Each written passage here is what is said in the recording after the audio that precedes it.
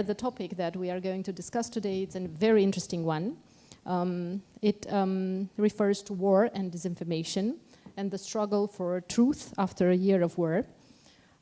We are going to speak about the war in Ukraine, I think quite a lot, but we are also going to speak a lot about disinformation and the new trends in disinformation, the nexus that has been created with cyber attacks and all the different patterns of action that we can see at work for the moment.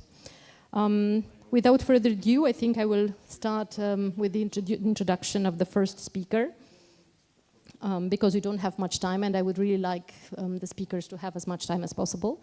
We will start with an introduction of 6-7 minutes, and hopefully we will also have time for debates afterward. So our first speaker is going to be Professor Joe CANNATACI, who was a UN Special Rapporteur on the right to privacy. He was appointed in 2015. He is also head of the Department of Information Policy and Governance at the Faculty of Media and Knowledge Sciences at the University of Malta. And he also holds a chair of European Information Policy Technology Law with the Faculty of Law at the University of Groningen. I would have many more things to say about Joe, but I think I will just let him introduce himself. Thank you very much, Cristina. I'm going to start just by trying to nail down a couple of essential things about both disinformation and sometimes misinformation, right? In the sense that one of the things that we have is the intent to mislead, right? Which is the intent to cause deception. And after 14 years of after 14 months, 16 months of the war in Ukraine, I must say that we have both good news and bad news about deception. I mean, let's start with some of the bad news, but also when it comes, I mean, I used to get into trouble in my days with the UN, which are happily over now for a couple of years, because I actually used to call the Russians liars in public, which is not what you're supposed to do in diplomacy. But as it happens, when we look at the credibility of what has been going on, I'll also be talking about the information space, right? So when we're talking about the truth, the struggle for truth may depend on your domestic audience. So I've put down here just a number of audiences. Russian domestic audience, Ukrainian domestic audience, states within Russian spheres of influence, Western. And my first question is that the truth may matter for a lot of these, but it doesn't necessarily matter for all of these, right?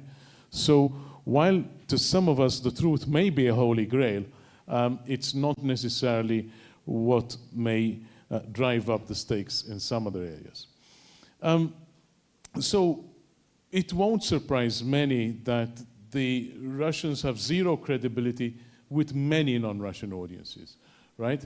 But, you know, in every blue moon, there may be a nugget of truth in what they're saying, and that's normally the mark of quality intelligence, when you can spot some of the nuggets when you're trying to corroborate the intelligence. Let's look at some of the typical stuff, right? So since I only have 5 to 7 minutes, I only picked up a couple of these, but I could have had a couple of hundred. So version one of the truth is Ukraine says Russia launched 30 missiles overnight and it intercepted all but one. The Russians says, oh no, we hit everything we struck out to do, and we were not aiming at residential buildings or whatever, we're aiming at arms depots. So what is the truth here? I mean, when we look at truth in the context of war, and we look at what has happened, especially since the discoveries in Bucha and other places previously occupied by the Russians in Romania, the previous low credibility of the Russian information machine has taken quite a battering, an even larger battering. But when we start looking at the way that Russia has been using and tightening down on internet inside Russia itself, we begin to see Russia's already long-standing concern about information and information warfare, but growing to the nth degree now. If we see all the reports, and here I'm using largely open source reports, growing internet isolation, controlled censorship, truth in Russia, insight for the Russian domestic audience, seems particularly hard to get. And we've also been looking at a number of innovative techniques by the Russians for monitoring the internet. However, when you see the way that Russia has looked at regime security and tried to bolster regime security using its information war inside Russia itself, the story becomes more and more interesting. In fact, what we have seen, right, if you look at some of the latest reports on the way that social media and messaging apps have been used in Russia, and I mean, the study of just Telegram alone in Russia is an incredibly interesting study of what is being used on that channel. But in actual fact, right, here I'm just quoting from Human Rights Watch. Part of the good news, and this is something that I'd like to emphasize, is that companies providing social media and messaging services have taken a wide array of steps to counter harmful disinformation, to label or block state-sponsored or state-affiliated media, and to introduce extra safety measures. So as somebody who used to, on a regular basis, meet and negotiate with all the big guys, whether it's Google, Apple, Facebook, or what have you, I know that the efforts inside those companies and others have actually grown again because of the war. One of the interesting things, though, is not only what the large companies are doing, but also what smaller scale efforts. So it's a pity that some of the headlines are not clear, that researchers create systems to quickly identify Ukrainian atrocities using social media. So this actually, something that could be part of disinformation, is actually helping things go towards the truth. We have a number of examples. Sometimes Ukrainians have gone to the United Kingdom and then organized themselves to try and use new software to try and keep a record of what's going on, especially when it comes to atrocities. When we look at the crowdsourcing of digital evidence of war crimes, this is also a very interesting development. So we're seeing that social media can be used for disinformation, but actually it's also being used for all the things which, when I started in this business nearly 40 years ago, just didn't happen, right? When I started in this business, there were no mobile phones in the way, so that was 1983, ladies and gentlemen. There were no mobile phones the way there are today. There was no access to the internet. There were no phones which were taking video and high resolution audio. There was no instantaneous distribution around the world, and there wasn't the kind of software, including face recognition software, which has become prevalent today. All of these technologies put together have meant that, yes, you do have highly organized information war strategies conducted by people like the Russians, also by the Ukrainians, of course, and also by other countries. But actually, we have seen some very interesting and effective uses of getting at the truth using some of the open source, including, facial recognition software used to identify Russian soldiers killed in battle. We have seen some unfortunate things. Part of the truth that is going on looks at what's going on the internet to actually troll and take advantage for child trafficking and sexual trafficking. However, and I'd like to stop here, we've also seen traditional parts of getting at the truth. And I thought this headline would be particularly interesting Ukraine's counter-offensive is shrouded in confusion. That may be the plan, right? In other words, disinformation has always been a big part of the plan in military war, in warfare, going back centuries and millennia, and we shouldn't be surprised to it being done today. In fact, one of the interesting things about the Ukrainians and the Russians, if one had to stick there, is that while the Russians tend to stick to their playbook of telling lies which, five-year-old kids wouldn't swallow, the Ukrainians have tended to be more on the silent side, right? If you look at the reporting. Part of the really interesting things which we have looked at, looking at the truth coming out, and I'll stop here, I'm going back to Telegram, is what has been going on with the mill bloggers in Russia. And I'd like to invite you to think about this and compare it to what happened in Vietnam and other wars since then, when you had TV cameras on the ground and reporting directly from the battlefield. And I think we're seeing some very interesting patterns come out in reporting about truth on the battlefield. And I think the story of that has yet to be written. I'm stopping here. Thank you, Cristina. Thank you, Professor CANNATACI, and I am sure that now we have a lot of ideas to discuss after this short introduction. But for the moment, we are going to our next speaker, who is a renowned journalist and author, Mr. Eldad BECK, a Berlin-based European correspondent of the Israeli daily Israel Hayom, and author. And I just want to say that he's one of the rare Israeli journalists who reported from both Arab and Muslim countries, such as Iran, Syria, Iraq, Lebanon, and Afghanistan. So, Professor BECK, you have the word.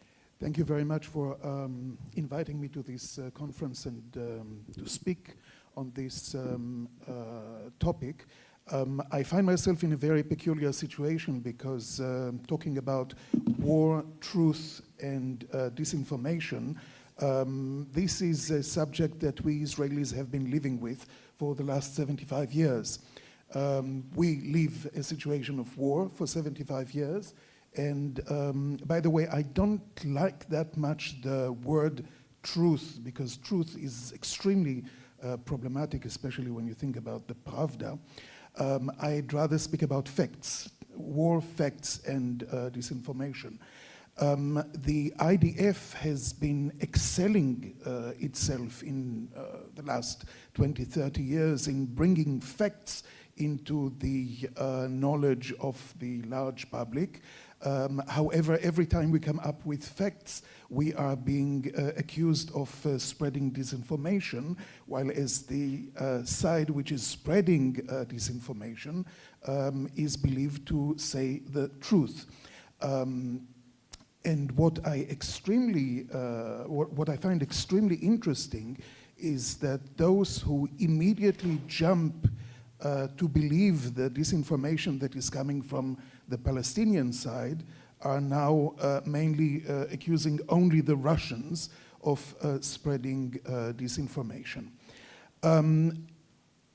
Now, disinformation is, it's extremely difficult to get facts in a situation of war, especially if you have a very limited access to the zone of war.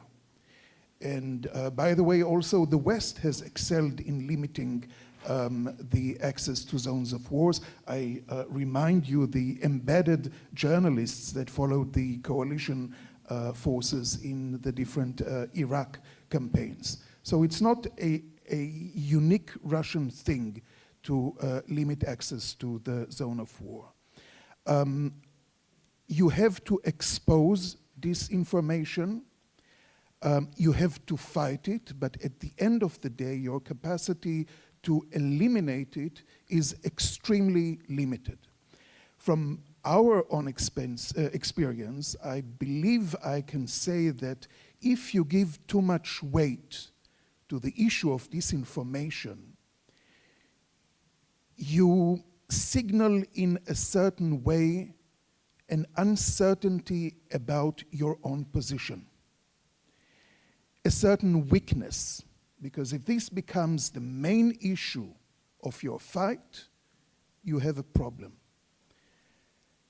And I think that observing the situation in and around the war in Ukraine and over Ukraine, the West has exposed itself as a very weak side, pretending that only the Russians are those who are dealing with disinformation. The war over Ukraine has become the war over democracy. And if we want to pretend the idea and values of democracy, I think that we have to show also the strength of having an open debate about all that has surrounded the war in and over Ukraine. There are too many questions that are opened, that are not discussed, and if anybody is coming up with question marks about the responsibility of the West to the war in Ukraine, he is immediately being labeled as a Putin agent. The West cannot accuse Russia of leading an imperialistic war without taking into account the fact that Russia has also the right to see in the expansion of the EU and NATO some sort of imperialistic war. If we keep on saying that they don't have the right to fear the West, I don't see any way that we can find a solution out of this war. Now, I'm not justifying the crimes that were done by Russia. I'm not saying that Ukraine, Moldova, or Georgia have the right to decide for themselves where they want to belong, West or East, but I'm saying that completely ignoring the fears and interests of Russia is not going to put us in any way any closer to a solution. I will end with one example, which for us, Jews and Israelis, was extremely problematic. We keep on saying that only the Russians are those who spread disinformation, but in two cases, President Zelensky has been spreading misinformation, which was directly linked to the Jewish people.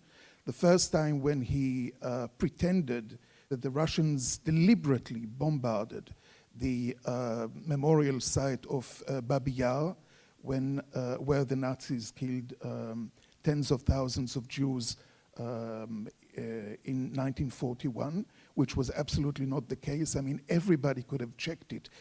They needed one Israeli journalist who was in Kiev at the time in order to go to the place and to see that this was fake news. And then he kept on once again coming with the idea that the Russians deliberately bombed a tomb of a very popular rabbi in the city of Oman, and there again it was a complete fake news. Now we ask ourselves, what does it serve, these sort of things? And I don't know why. I've been to Ukraine since the beginning of the war. I've been to Russia. I don't understand this obsession with comparisons to the Holocaust in Nazi Germany. It's absolutely nothing that should, there is no comparison. And I think that this is part of the disinformation that is going on, and not from the Russian side only, but also from the Western side, which has to be avoided. Thank you. Thank you very much, Eldad, for this very challenging perspective. And I would invite the audience to reflect and also perhaps advance better a debate at the end about how much misinformation, disinformation, and covered information operations we can see in the war in Ukraine. And one of the distinctions that I make with my students, and I would like us to reflect upon just to consider and comment on your presentation is how much what we do is strategic communication and when strategic communication turns into disinformation. And I'm sure that Professor SPΗNU, for instance, will give us a very insightful and detailed debate on this as well as a perspective. So, but our third speaker now is going to be Nick Thorpe. So we will move from an academic to a journalist and now to a writer and filmmaker and an award-winning BBC journalist who is specializing in Eastern Europe and the Balkans. Yeah, I will just give you the floor because I'm sure you can say much more about yourself. Thank you very much, Cristina, and thanks for the invitation. It's nice to be here, and thank you to you, the audience, for making it here towards the end of a two-day, very intense and very interesting conference. I agree with a lot of what Eldad said, but I have prepared something as well of my own. I'm an old-fashioned journalist. I've been working as a journalist for 37 years, and when I started, there was this kind of thin line, a black line on the front page of newspapers separating news from opinion. And I fear that that thin line has kind of got thinner and thinner, and in many cases has disappeared. It's largely the fault of social media. Who would have time or space on Twitter to say this is what I think, but on the other hand, you've already run out of words. No disrespect for the organizers of the conference. We're talking here in this panel about the struggle for truth. I'm upset about, Eldad, you were speaking about the word, you were worried about truth. I'm worried about the word struggle, because if you struggle for something, it seems to me to assume that you know the truth, and therefore you have to struggle for it. I would prefer search for it. Some of us in our long careers are fortunate enough occasionally to stumble upon it. So I suggest that we kind of meditate on the difference between struggle, search, and stumble there, all conveniently beginning with the letter S.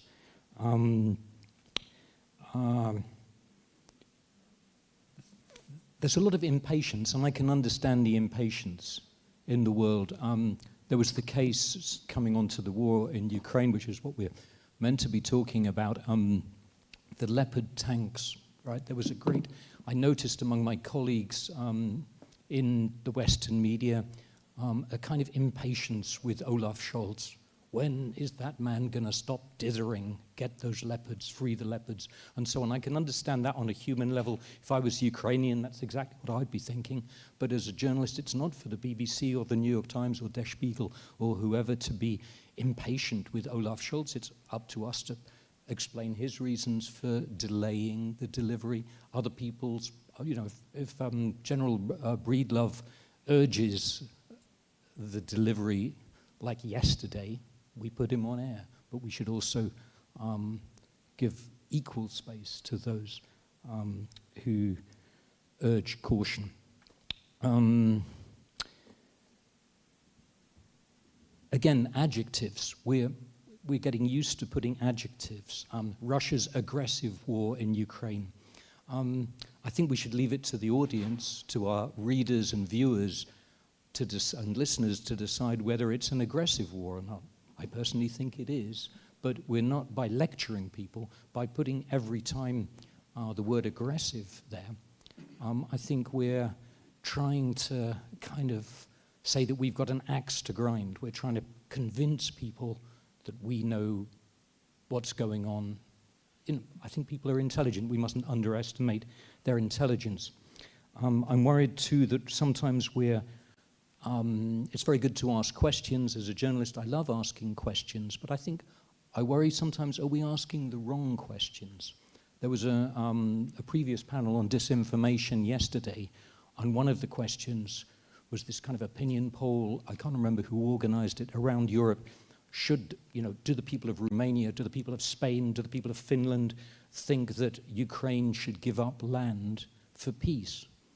I'm really sorry, if I was Ukrainian, I'd be pretty insulted if people in Romania were telling me, oh, you should give up land for peace. Only the Ukrainians can decide at the end of the day if they give up land for peace. It's the wrong question for me. again, our people, when we talk about fatigue with this war, I think we'll have a disagreement here. Good.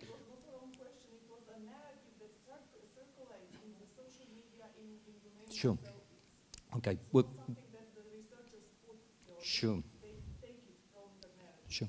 But sure. But yeah. So we'll come on to it in the questions. Very happy. You know, I'm only giving opinions here. After all, I'm not speaking for anyone else, and so please challenge me. I look forward to that discussion. Yeah. I was criticized recently. I was writing about the Pope's visit to Hungary. I wrote that one of the interests in the Pope's visit to Hungary would be the war in Ukraine. I was immediately attacked on Twitter for not using Russia's war on Ukraine. I'm sorry, I'm not a lobbyist. I have a lot of sympathy for Ukraine, but I insist on using the word in because I don't have an axe to grind. I'm just trying to report what's going on in the world. There is a war in Ukraine. I think it was justified to use the wicked word in. You know, if people I interview use the word on, I'm very happy to quote them on that. There's a wonderful film about Brexit. Sorry to raise the terrible subject of Brexit. It's called Brexit, an Uncivil War. I think it's still on Netflix, in which the actor Benedict Cumberbatch plays Dominic Cummings, who was the campaign manager of the Leave campaign. And there's a very sad scene, but a fantastic scene in it. It's on Moorgate Tube Station in London, on the Underground station, on the day that the Labour MP who'd been campaigning for Remain, Joe Cox, was murdered. And the head of the Leave campaign, Dominic Cummings, bumps into, by accident, Craig Oliver, who was the campaign manager of the Remain campaign. They see each other across the station. It's been a terrible day, and they go to a pub. You know, this meeting probably never happened, but it was a fantastic piece of screenplay when I think fiction is sometimes more powerful than anything we journalists do. And Dominic Cummings says, but then again, isn't that what these types of questions do? They force people into tribes, right? So, you know, it's not easy. Of course, we've got to ask questions. We've got to ask many questions, but we should beware always of the danger of increasing the polarization in an already much over-polarized world.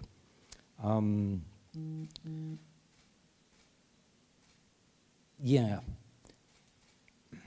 And we should also be wary, I think, of vested interests in each of the subjects that we're trying to discuss or cover. Everyone has vested interest. Let's just be kind of open about that. You know, my Ukrainian friends say to me, when are you going to deliver to us all these weapon systems that will help us win the war? My American friends mostly are saying, we want to deliver them now. Some of my British friends are saying to me, couldn't more have been done diplomatically to stop this war?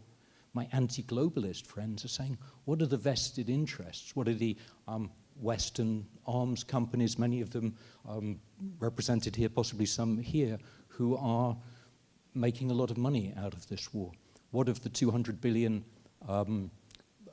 in profit made by the 5 oil majors last year, Shell, BP, Exxon, Total, out of the war? They're making plenty of money. Aren't there interests in the West that want to prolong this war as long as possible? That's what people are arguing with. I think, you know, we need to discuss this with them and not dismiss them as Russian trolls. Just in finishing here, just this introduction, I would like to play you a 2-minute, I think it's 2 minutes and 12 seconds, video I made here in Romania last year.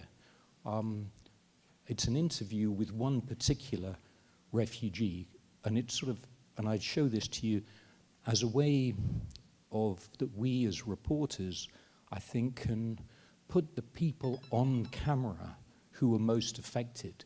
And in this case, it's a Ukrainian refugee from Kharkiv who's took shelter in a Romanian monastery. If we can play that. Yeah. Austria, The name of the monastery means a place of retreat, of prayer and meditation, away from the turmoil of the world. And that's what it means now for Irina, her mother-in-law Natalia, her best friend Ira, and their 5 children.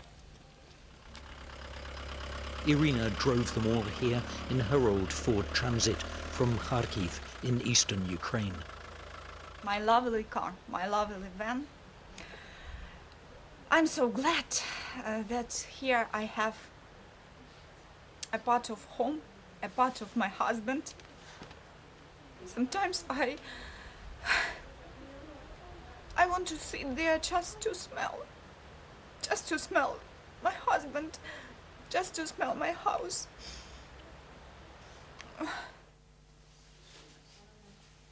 Her husband, like Ira's husband, stayed behind in Kharkiv, a city under Russian siege, delivering fuel.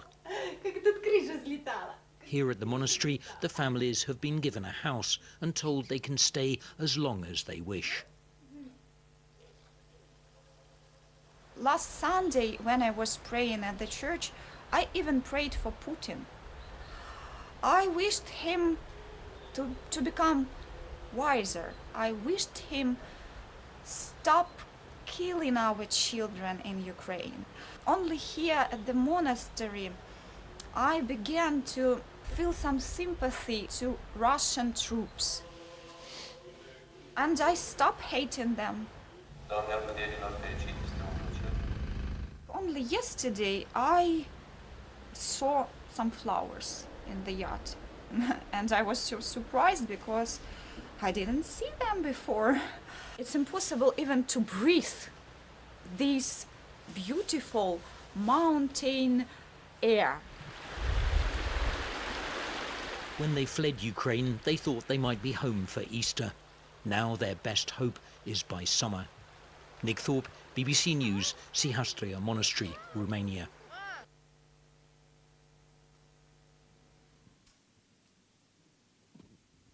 Okay, thank you for this very emotional ending to your speech, and it definitely adds other layers to our debate, which I can only look forward. But before we go to the debate, we still have one more speaker to go, and that is Brigadier General Constantin SPÜNU, who is the head of the Information and Public Affairs Directorate with the Romanian Ministry of Foreign Defense since 2016.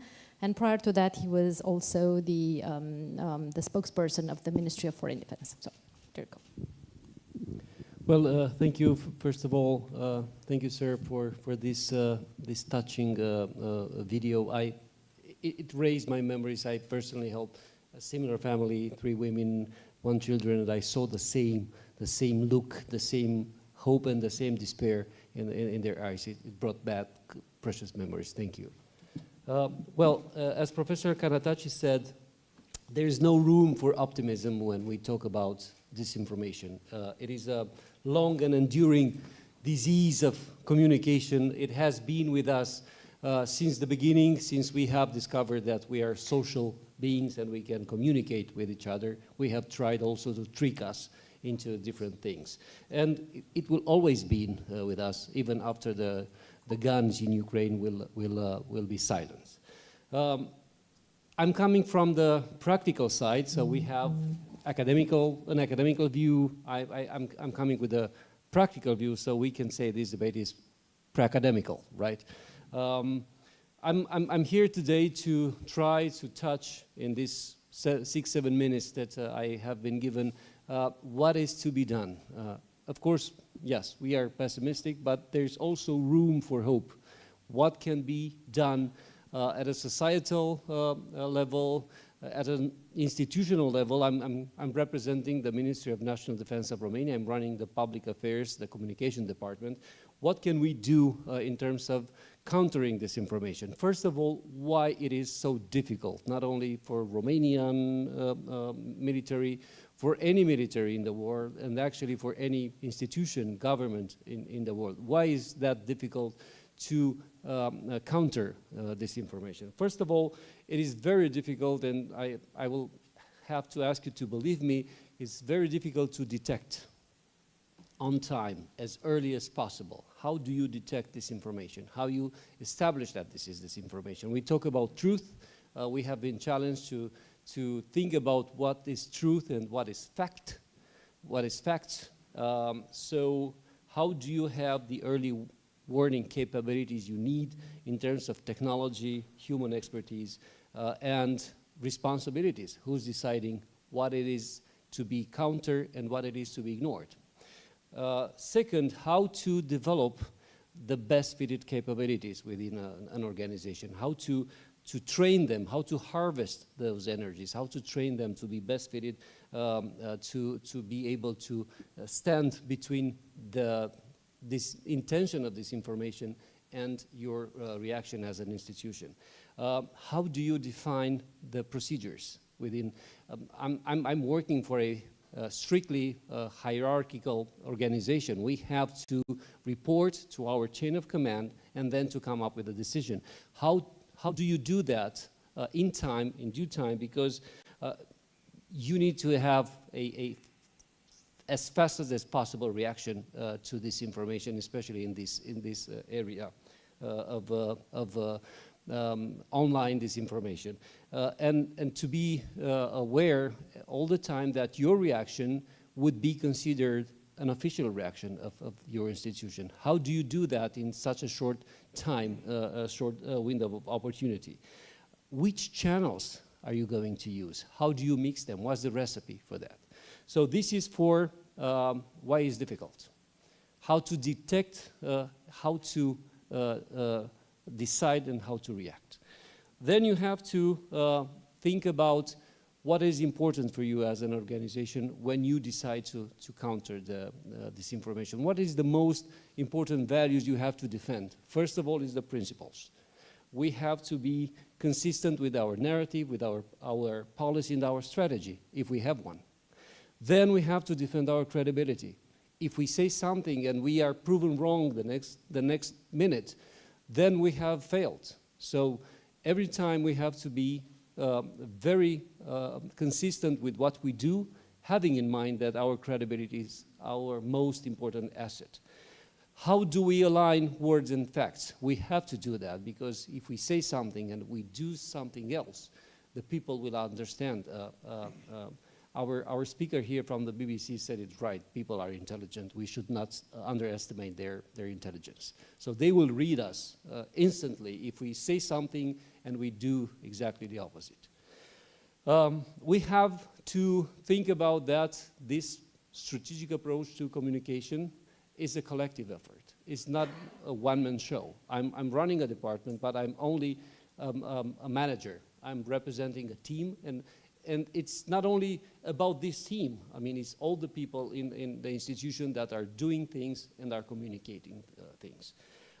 We focused when we decided that we need to have a strategy for countering disinformation. We focused on effect-based communication.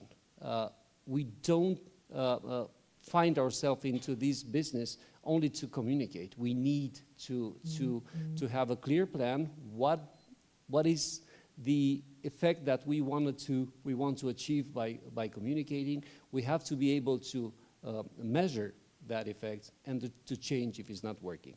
And last but not least, we needed to empower communication at all levels. We cannot have this approach only from one level, from the strategic level. Yes, no, this is mine. I said it 1 minute earlier to be able to finish on time. So what have we done so far? Of course, we have seen this coming. This disinformation has not been invented with the war in Ukraine. So we have started quite early. So we were quite prepared, I should say, without being accused of lacking of modesty. Of course, we have concentrated our best efforts on transparency, not only because we are legally bounded to be transparent, but also because we needed to come up with a strategy so people can believe us. We are not asking them to believe us just because we're beautiful, we are appealing, we have to provide them with facts that can be verifiable. So we came up with a timely, sustained, comprehensive, and non-discriminatory information process that we have delivered to our public. We have assumed that we're going to need to use a large mix of channels, so we became better in using them. At the Ministry of National Defense, we were the first ever public institution in Romania that used Facebook for communicating. That was in 2012, and our leaders, you can imagine, they thought we are not serious about that. But we learned, we assumed that we're going to have to open these windows on every channel as possible, so we did that. Effect-based communication, we became better and better in using the opportunities that we have been given. Major exercises, troop deployment. After 24th of February last year, we had roughly 2,000 allied troops that were deployed in Romania in a matter of 1 week. So we were ahead of the time, and we were prepared to inform the people about this, and we actually followed the troops all the way from the border to the deployment base, informing people of what is happening. And of course, a tailored approach to hostile disinformation. We have concentrated our efforts on pre-bunking, but that is tricky. You cannot warn people on major lies all the time, so you have to be very balanced, very measured with that. Debunk, that's the name of the business. We have to be very active in this particular field, to identify, to target, to show what is disinformation, and to present the facts. And of course, we have to discriminate between misinformation, malinformation, and disinformation. And with that, I will stop. I will be ready to answer your questions. I have already also selected some major disinformation narratives that we have been detected encountering, but I will leave that for the question and answer session. Thank you. Thank you very much. I think we can now start a very interesting debate. We have discussed about cultural perspectives and the need to accommodate facts and evidence-based opinions. We have discussed about narrative layers and the battle for the hearts of the audience, and on how to detect and counter disinformation. We have also addressed values, and then you finalists finished your intervention with the idea of pre-bunking, debunking, and all the rest. So, if the audience is ready to ask any questions to our panelists, now would be like a good moment. If not, I will let you reflect a bit on it, because I always have a save the bell question, but I think it's going to be in the interest of everyone. But I think Professor CANNATACI wants to intervene now. Yes, I just wanted to share a reflection following the intervention from our colleague from Israel, who talked about facts.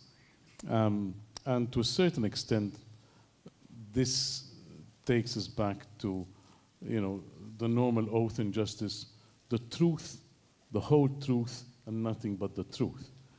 The whole truth normally consists of our ability to get to as many of the facts as possible. I do understand your sensitivity when it comes to facts. But this is why, in my intervention, I declared myself to be relatively optimistic about going towards the truth. Because, if you will have noticed from the emphasis I put in some of my slides, what is extremely interesting today, in 2023, is the diversity of sources.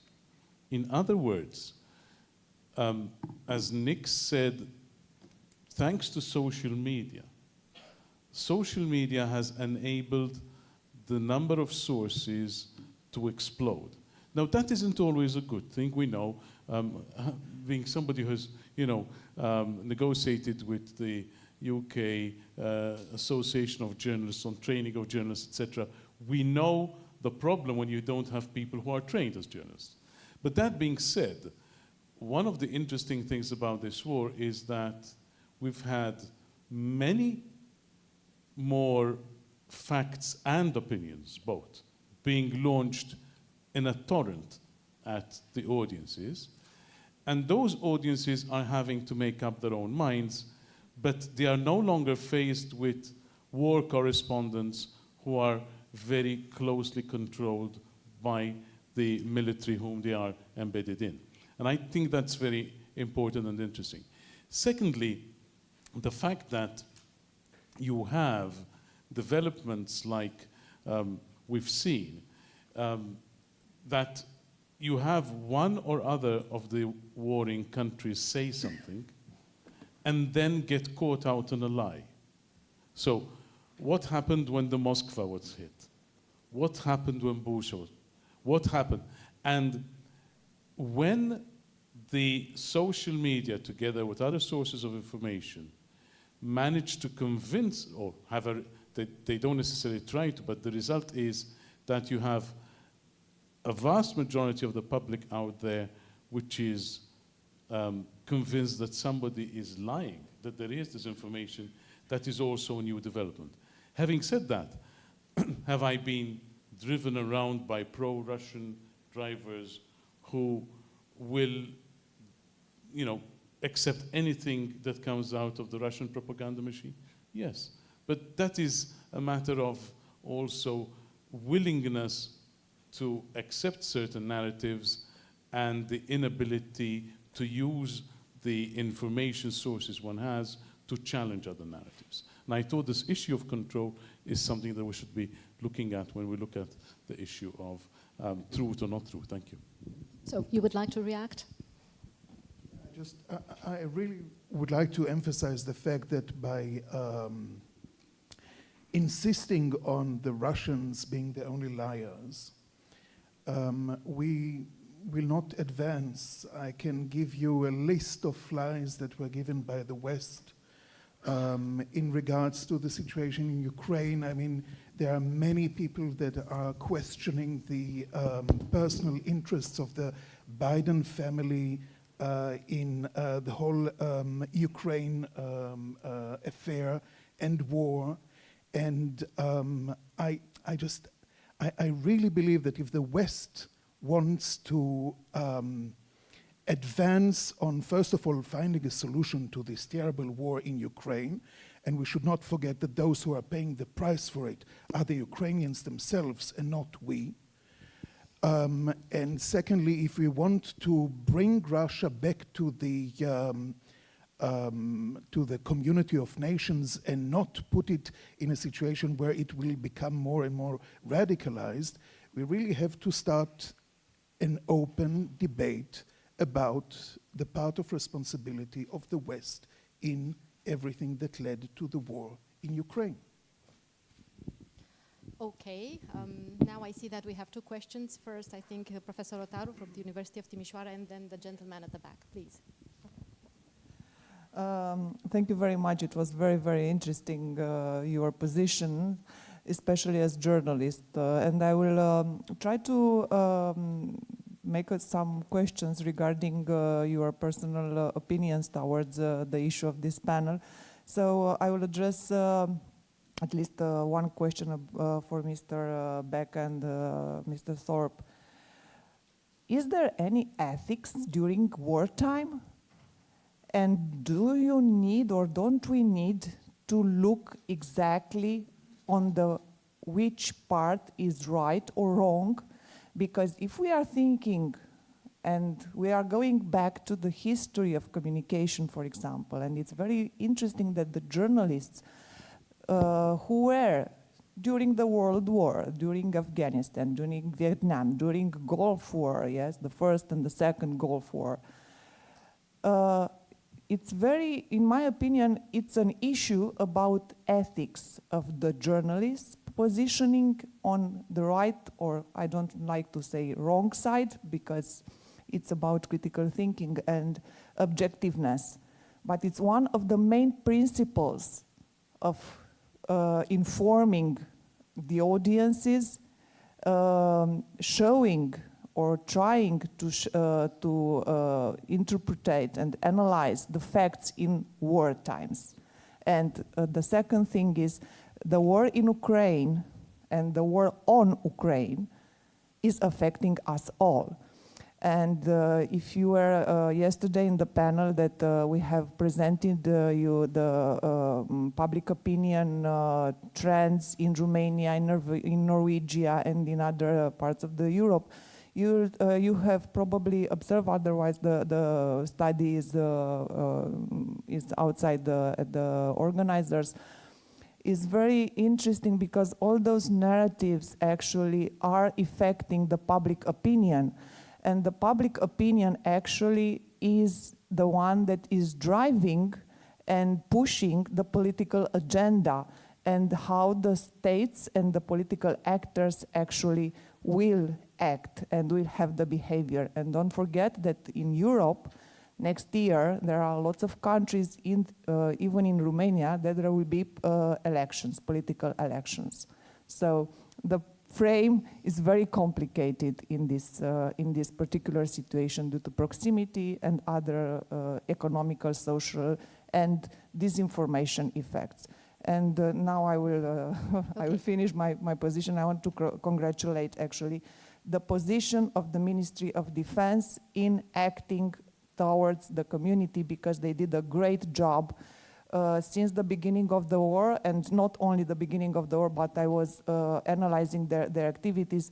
They managed to debug and to present and the fact-checking to lots of other narratives that were affecting the Romanian public opinion during this time. All right, thank you very much. Before we move forward, I just want to add my 2 cents as an academic to this perspective, and that is, although I fully understand and embrace the idea of giving the floor to different positions and, you know, inquiring into the different narratives that are put on the market, I also think we need to keep into account what we know from the research into social polarization. The more we give space to extremist opinions and we disregard how much they are aligned between words and facts, the more we run the risk of becoming victims of propaganda and disinformation. So we should always balance how much we give space to different narratives if we see that words and facts do not align. So that would be like a very short caveat to that. But I think we need to go to the gentleman at the back who expressed the idea of the intention of asking a question. Thank you. A comment and a question directed to the whole panel, but principally to Nicholas. The question is really about the journalism as a moral profession. And what I mean by that is that we've been here before, for those who are of a certain age, in the 1990s, the whole question of journalism as a moral profession was posed particularly in the context of the wars, plural, associated with the breakup of the former Republic of Yugoslavia. And the whole question of commitment and challenging narratives was very central for a few years, not least with that iconic image of the white-coated, the white-jacketed journalist Martin Bell, who I think is about 84 now. My question is, in the light of the change in reporting, the rise of social media, the whole debate about fake news, what is the status in terms of morality of the journalistic profession now compared with then? I mean, 1993 is a reasonable cut-off point. I was triggered in this remark by your distinction between news and comment. And I love that whole sense of a line, and you were thinking through where that line can be drawn, and has the line become fainter and fainter as we've gone on. So I suppose that was the context for my comment. Thank you for your time.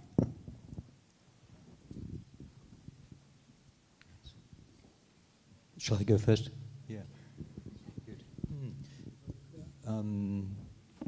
Maybe I could answer this question first, of journalism as a moral profession. I think it should be. But how do we explore our morality? How do we express our morality? One of the reasons, and I'll try and weave in now your question here, one of the reasons I'm allergic to public opinion surveys in general and to the sociology of war is my experience in Bosnia in 1991, when the census was published in 1991, an ethnic census showing a map of Yugoslavia, where well, specifically, let's stay with Bosnia. It was done throughout Yugoslavia, but specifically of Bosnia, where Serb majority areas were painted red. Bosniak Muslim majority areas green, Croat majority areas blue, and there were even a few little bits yellow for those who felt they were Yugoslavs rather than any of those. So, you know, this, you only needed to have 50% plus one to have a red area. And that map was then used by the aggressive sides, Radovan Karadzic, the Bosnian Croats at that point, to carve up. Oh, there's a red bit there and a red bit there. We need to take the bit in the middle, which happens to be green or blue or yellow, and then we can sort of create, this was the origin of the ugly term ethnic cleansing. And so the hard work of the sociologists became a map for the murderers to continue to carve up and destroy a very successful multi-ethnic country, which was Bosnia. And we, the West, then stood back. So there, for myself as a journalist covering the Bosnian War, the beginning of the Bosnian War, I felt, you know, I was writing leader columns in The Observer, from which I worked at that time, explaining why Bosnia, as a multicultural, multi-ethnic society, was worth saving. So there, I felt, you know, a moral obligation to step in. That's one question. I'm talking too much. Maybe I should hand on. If we have 3 more minutes, I'm going to give you like 50 seconds, and then I want to address a final question to all the panelists. I absolutely don't think that we journalists have a moral profession. We are not priests, we are not rabbis, we are not imams. We are instrument. We are a tool of information. We have to bring information even if we don't like it. Once we start preaching, we stop being journalists. And I have the impression that regarding the war in Ukraine, there are too many journalists that are preaching, and this is not our profession. Thank you. If I may just allow, if I'm allowed to address one more question to all of you, I would like to move the discussion a bit further into the future, and thinking of all the debates of academics and civil society organization representatives that have tackled with the idea of how we can move further, how we can create societal resilience to disinformation. And I know there has been a lot of discussion about artificial intelligence tools, about how we do debunking, pre-bunking, and I just wanted to know your opinion on it and how you see practical tools into better societal resilience building in the future. Well, since I have the mic, I'll take the advantage to start. I'm a very big fan of resilience, but in the original form. If you don't know, resilience comes from the Latin word resilio, which means the ability to bounce back, to take the hit and bounce back. So on that regard and on that understanding of resilience, I think we have to plant the seeds now if we want to be resilient in the future. We have to assume that we're gonna be hit. How do we handle this shock, and how do we get back? So I think this is the key. I don't know the practical answer. I wish I knew, but I hope we can start today developing the strategy to bounce back. So we would be better prepared in the future. And to answer to our Israeli colleague here, I'm personally not very worried if the Russians are the only liars in this area, because we know they're lying. I would be more interested how they justify that war to denazify Ukraine. I mean, that troubles me, and that is a question I cannot answer. Thank you. Thank you. I have my final comments come in 2 parts. When it comes to what's the way forward, Cristina? 3 words. or the same one 3 times. Education, education, education. In other words, we need to, from the age of 4, 5, from the very minute that kids start swiping, we need to teach them how the internet works, how they can be manipulated, what's manipulable, etc. So that, to me, is the way that we can enable people to see the way forward when it comes to trying to discern something of the truth. Final comment addresses some of the stuff which has been said about Russia, the West, etc. I have spent the best part of 40 years listening to diplomats from all sides saying lies. So I don't consider it to be an unnatural phenomenon. You know, it happens all the time. And this week, you know, I was dealing with diplomats from the West who were lying to their teeth, right? Which was fine because that's what they do, right? But that being said, since I'm old enough to have lived through, you know, the coming down of the wall and being sent to all over Eastern Europe in order to try and train people in various parts of human rights and law and information technology, the truth, when I was around when we dreamt that the Russians would join us. And the truth is, and please ask any honest member of the European Court of Human Rights or other institutions, how many times, and this is something I've lived through personally myself, how many times have we seen the Russians bullying people, right? And the truth is, we've also seen the Americans bully people. We've also seen the Brits bully people.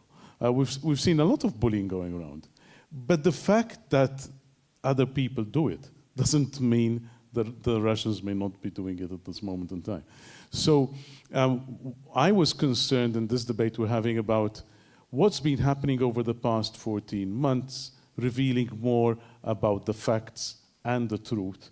As it happens, the protagonists are the Russians and the Ukrainians. Had this been the Vietnam War, we might have been saying something else. Would you like to respond? We have like 30 seconds, and then we have to close. I don't think there's any need to respond. I rather agree. To sum up my message, I guess, from here, I'd come back to the 3 words I used at the beginning, search, struggle, and the one I prefer, I guess, stumble.